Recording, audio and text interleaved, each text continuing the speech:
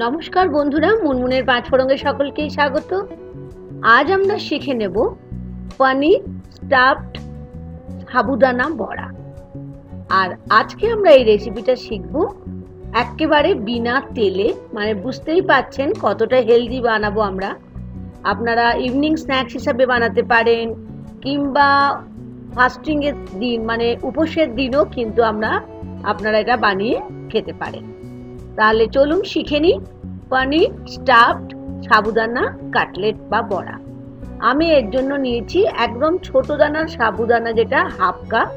প্রথমেই আমাদের যেটা করতে হবে, খুব ভালো করে বার কয়েক জলটা আমি চেঞ্জ করে করে সাবুদানাটাকে ধুয়ে নেব।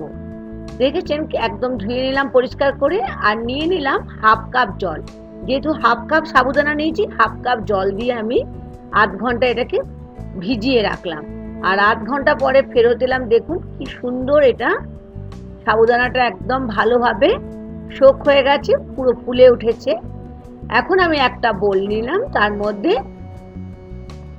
সোক সাবুদানা মানে ভিজিয়ে রাখা সাবুদানাটা নিয়ে নিলাম। নিয়ে নিচ্ছি একটা মিডিয়াম সাইজের সেদ্ধ আলু, যেটা আমি আগের থেকে গ্রেট করে রেখেছিলাম।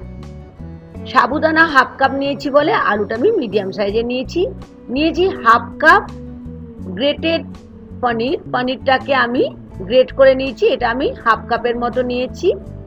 আর নিয়েছি 1/4 কাপ রোস্টেড বাদাম, যেটা শুকনো তাওয়াতে আগের থেকে আমি রোস্ট করে বাদামটা নিয়েছিলাম। একটু বাদামটাকে আধ ভাঙা করে নিলাম। নিয়েছি বড় চামচের 1 চামচ আদা, একদম ছোট ছোট করে টুকরো করে নিয়েছি। তার সাথে নিলাম বড় চামচের 1 চামচ কাঁচা লঙ্কা। ঝালটা বাচ্চারা খেলে অমিটো করতে পারেন। এখন নিয়ে নিচ্ছি বড় চামচের 2 চামচ ফ্রেশ ধনে পাতা, যেটা আগের থেকে পরিষ্কার করে ধুয়ে আমি ছোট ছোট করে কেটে রেখেছিলাম। আর অবশ্যই স্বাদ অনুযায়ী লবণ তো নিতেই লাগবে।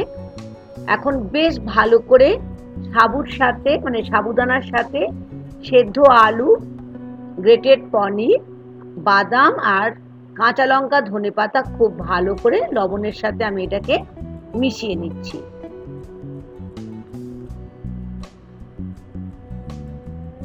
এখন নিয়ে নিলাম 1 চামচ রোস্টেড জিরে পাউডার, তার সাথে নিচ্ছি হাফ চামচের মতো আমচুর পাউডার মানে ড্রাই ম্যাঙ্গো পাউডার।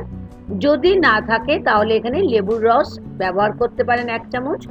নিয়ে নিচ্ছি রোস্টেড বেসন, যেটা আগের থেকে আমি শুকনো কড়াইয়ের মধ্যে রোস্ট করে নিয়েছিলাম, 2 চামচ নিলাম।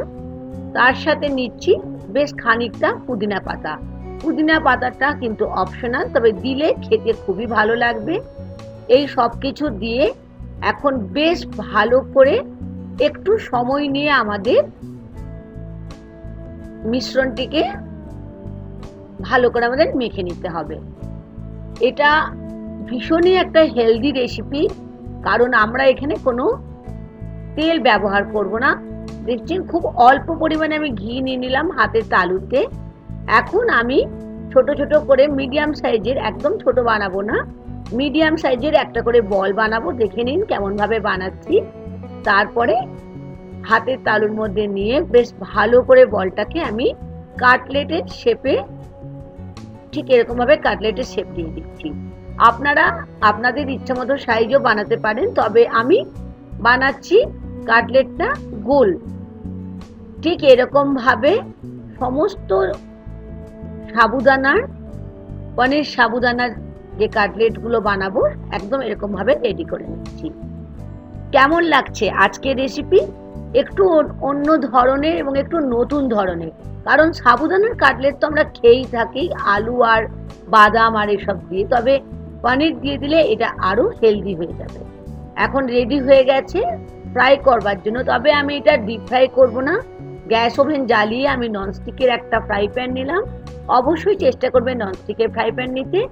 বড় চামচের 1 চামচ ঘি নিয়ে বেশ ভালো করে ফ্রাই প্যানটাকে গ্রিস করে নিচ্ছি। যেহেতু আমি এখানে ডিপ ফ্রাই করছি না, সেই জন্য আমাকে খুব ভালো করে গ্রিস করে নিতে হবে। আর কাটলেট তো আগের থেকেই আমি বানিয়ে রেখেছি। এখন লো টু মিডিয়াম ফ্লেমে একটা কাটলেট আমি এরকম ভাবে তাওয়ার মধ্যে আমি সাজিয়ে দিচ্ছি। আপনারা ইচ্ছে হলে এটা ডিপ ফ্রাইও করতে পারেন, তবে আজকের রেসিপি যেহেতু আমি হেলদি বানাচ্ছি, সেই জন্য আমি এটা ডিপ ফ্রাই করছি না। একটা সাইড হয়ে গেলে 5 থেকে 10 মিনিটের পরে আর একটা সাইড উল্টে দেবেন। অবশ্যই এটা লো টু মিডিয়াম ফ্লেমে বানাবেন, তা না হলে ভেতরটা কাঁচা থাকবে, বাইরেটা পুড়ে যেতে পারে, কারণ আমরা এখানে কোনো রকম ডিপ ফ্রাই যেহেতু করছি না। আপনারা এটা মাইক্রো ওভেনেও করতে পারেন, কিংবা ওটিজিতে করতে পারেন, কিংবা এয়ার ফ্রায়ারও করতে পারেন, যেখানে আমাদের কোনো রকম তেলের ব্যবহার করতে হবে না। তৈরি হয়ে গেল একটা সম্পূর্ণ নতুন ধরনের হেলদি রেসিপি। একটা সাইড ব্রাউন হয়ে গেলে আর একটা সাইড ঠিক এরকম ভাবে উল্টে দিলাম। এখন আমাদের সাবুদানার কাটলেট, পনির সাবুদানা কাটলেট তৈরি হয়ে গেছে। গ্যাস ওভেনটা বন্ধ করে দিলাম। এখন হচ্ছে পরিবেশন করার সময়। আমি এখানে তেঁতুলের খাট্টা মিঠা চাটনির সঙ্গে পরিবেশন করছি। আপনারা আপনাদের পছন্দ মতো সসের সঙ্গে পরিবেশন করতে পারেন। আশা করি আজকের পনির সাবুদানা স্টাফড কাটলেট আপনাদের ভীষণ ভালো লেগেছে। ভালো লাগলে লাইক আর শেয়ার করতে ভুলবেন না। নতুন বন্ধু হলে সাবস্ক্রাইব করে নেওয়ার অনুরোধ থাকলো আমার চ্যানেলটিকে। এখন আমি দেখুন এটা ভেঙে দেখিয়ে দিচ্ছি, ভেতরটা একেবারে কুক হয়ে গেছে। অবশ্যই তার সাথে আমাকে একটু খেয়েও দেখতে হবে কেমন লেগেছে। আশা করি আপনাদেরও ভীষণই ভালো লেগেছে এবং বানিয়ে আমাকে জানাবেন। Thank you. আজ এই পর্যন্ত, আবার দেখা হবে অন্য আর একটা ভিডিও নিয়ে।